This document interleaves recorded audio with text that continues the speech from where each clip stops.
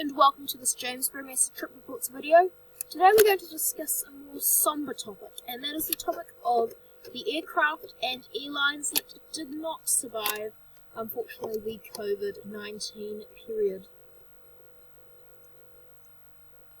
Let's start off our video today with the airlines. So, we'll start off with Avankia. They are a European low-cost carrier. We've got Flybe. They were just prior to their demise, just purchased by Virgin Atlantic, who you'll also hear mentioned on this list. They were going to be rebranded to Virgin Connect, so they've gone out of action. Raven Alaska Airlines are another one. They operate a fleet of Dash 8-100 aircraft, the Q100 aircraft, like you can see in this picture. They were Alaska Airlines' main rival in providing relief and supplies to those remote areas in the state of Alaska. Now we've got Virgin Australia. Now whilst they've filed for Chapter 11 and have gone into administration, they are still operating flights, however, with a bit of uncertainty. However, they are close to finding some more investors. Richard Branson's very keen to find some more and get the airline up and going. Compass Airlines is another one. They operate flights for both Delta Connect and American Eagle, which are the low-cost subsidiaries of Delta Airlines and American Airlines. So they've got money problems. You've got BRA. They are a Swiss airline. As you can see, they operate a fleet of BAE RJ95 aircraft. Beautiful aircraft. We've got Trans-States Airlines. They operate flights for United Airlines, United Connection. And as you can see, with that also means that there's some severe problems with regional flights for the big three American carriers. Next up, we've got Simplified Deccan. They are considered the first true low-cost carrier of India, and they come before the likes of SpiceJet and Indigo. Now we come to the first of two national airlines that I have on this list, Air Mauritius. They are, of course, the national carrier of Mauritius. They've filed for Chapter 11. I'm not sure why Mauritius government aren't bailing them out, which is what we would normally see. Next we've got Miami Air International. They are a sort of background carrier in the Miami area and are basically the main competitor with Sun Country. Next up, we have South African Airways. Now this is an interesting one. South African Airways have had money troubles for as long as I can remember. In fact, let me know down in the comments down below if you can name one time that South African Airways have not had money troubles. So they've finally, the South African government said they've had enough and found it would be cheaper to basically start a new national airline. So what they've done is they've gone ahead and shut down SAA. So they're basically leaving South African Airways with no funding, so they've officially declared bankrupt, and they're selling aircraft and laying off staff. What will be interesting to see is what they're going to do. What will be an interesting move is if they choose to combine Ethiopian Airways, South African Airways, maybe even Air Mauritius as well, to form maybe one ginormous super African airway.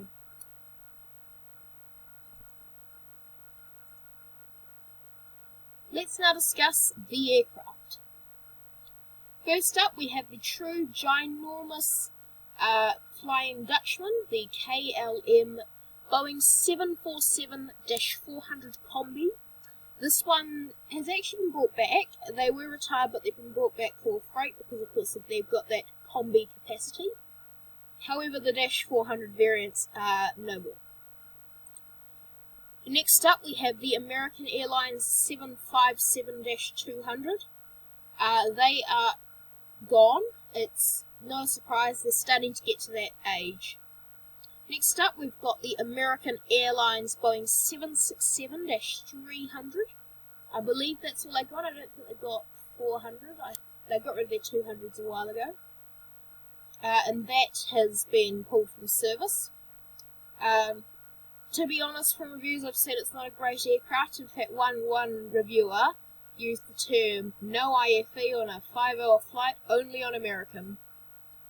Next up, we've got the Silk Air A320 family, so the A319s and 20s.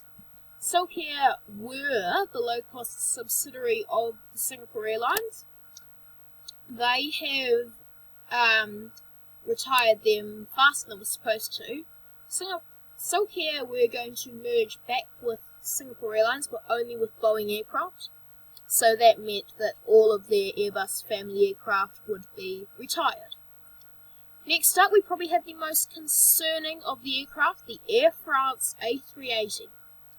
Air France are the owner, or the national carrier of the of Airbus, because Airbus is a French company. So it's always a bit concerning when you see the airline of the national carrier of the company producing the aircraft to pull the plug, particularly on Airbus's flagship aircraft like the A380. Next up, we've got Delta. They've just finished retiring their Mad Dogs, the MD-88 and MD-90 aircraft from McDonnell Douglas. They were the last carrier in America to do that. United never ordered them, and same with Continental. American got rid of theirs last year, and Delta were intending on flying them for a few more years, but that of course got bought for. Next, we have the most shocking of the retirements, the entire Delta Airlines 777 fleet. So that's the 200s, 200 ERs or extended range, and 200 LRs or long range. They have been retired, which is probably the biggest shame because Delta have just completed a giant fleet refurbishment program on renewing them. So they've put Delta One suites in them, and new Premium Select and Economy cabins. Next up, we have the Singapore Airlines 777-200 aircraft. So that is the 200 and 200 extended range aircraft. These were set to go. They're starting to get a bit old, but it's still always a bit shocking when you see such a thing happen. They may have a flying future because what Singapore Airlines have been doing with them is passing them on to their low-cost subsidiary Scoot, and they've been flying them, but I'm not sure with high fuel costs if they might just retire Scoot might just get rid of all their 777s and just fly 787-8 aircraft. Next up, we've got Singapore Airlines A380. Now, they're getting rid of their older A380s, so the newer ones will still be remaining. Now we come to New Zealand, and we've got the Air New Zealand ATR 72-500 series. They were going to stay along till early next year. However, the retirement of these aircraft has been brought forward. Next up, we have the Airbus A320-200 CEO OJ series. And for those of you who don't know, the OJ series of A320s were the original international ones, which were delivered between mid-2003 to late 2005. One of them did sadly crash in France, killing all people on board. It was during a handover flight from XL Airways in Germany back to Air New Zealand. A fun fact about the original OJ A320s is that every single one of them at one point flew for Freedom Air, which was Air New Zealand's second worst mistake after the purchase of Ansett Airways. It was their low-cost subsidiary providing some domestic routes but predominantly international routes. Next up, we have the Air New Zealand 777-200 extended range. This one's sort of uncertain, but there are lots of rumours going around that they will not be making a return and that sadly they will be taken away from the skies. Next up we have got the British Airways Boeing 747-400 aircraft, powered by 4 beautiful RB211 engines from Rolls-Royce. These ones, they're being removed, but they're going to up the retirement process. However, some of the younger ones will be remaining in service. Last not least, we've got the Air Canada 767-300s. These were a relatively new development, so they're going to be retired. What's interesting is that they've actually kept them in a relatively good condition compared to other airlines that have preferred to keep them as regional aircraft. Next up, we are going to do some honorary mentions. So the Virgin Atlantic 747-400 and the Virgin Atlantic's A340-600. One of them has actually been painted in a special livery saying "I love the NHS" and is being used for freight, for medical freight. Lufthansa as a group, the Lufthansa group are currently also in the process of purging their fleet, so they're getting rid of all their A340-300s, some of the A340-600s, some of the A380s, some of the 747-400s, none of the 747-8 Intercontinentals, and some of their older A320s, and the same will go for Swiss, Eurowings and German.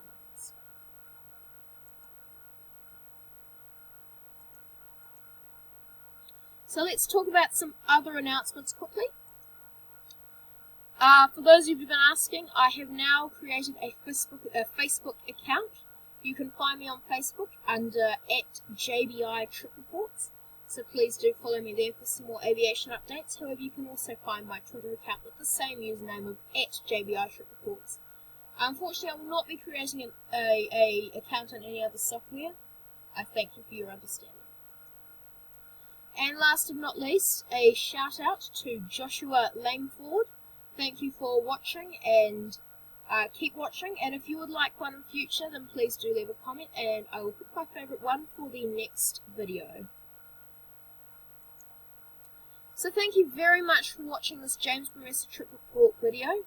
I apologise it was a more sad one. I will probably make another one, an updated one with the aircraft and airlines that have not pulled through with, of course, at the end of this pandemic.